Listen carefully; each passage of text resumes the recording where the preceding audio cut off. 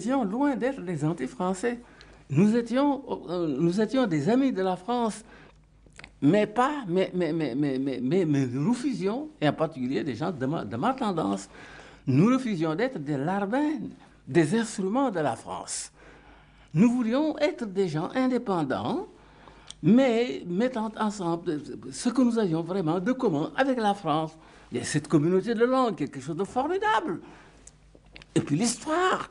Il y a des liens que nous avons tissés à travers l'histoire, qui sont des liens privilégiés que nous n'avons pas avec les États-Unis d'Amérique, ni avec l'Angleterre. Et donc, nous étions vraiment bons pour faire un sort particulier pour avoir des relations privilégiées avec la France.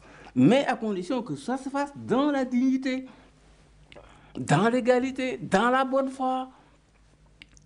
C'était ça, nous, notre conception des liens avec la France, des rapports franco-africains. Et je l'explique d'ailleurs, je crois, dans mes mémoires, que nous étions des amis, nous n'étions pas des anti-français, des amis de la France, mais pas des valets de la France. Nous refusions d'être des valets de la France. Alors, et c'est tellement vrai que chaque fois que je faisais une tournée, que je partais en mission à l'extérieur, aux États-Unis, en Union soviétique, je passais par Paris, parce que le passage obligé, c'était Paris, n'est-ce pas, pour aller de chez nous à l'extérieur. Chaque fois, quand j'arrivais ici, on me demandait, Foccart, justement, qui était dans la communauté, est-ce que vous souhaitez rencontrer le général de Gaulle? J'ai dit non, je n'ai pas à rencontrer le général de Gaulle. C'est comme si je rendais compte au général de Gaulle.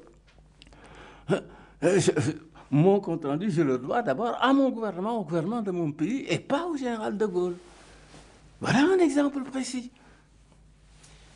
Alors c'est depuis que les choses ont changé complètement. Les rapports ont changé complètement.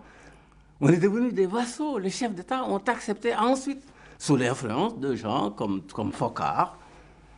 Et ben, voilà, les choses ont changé.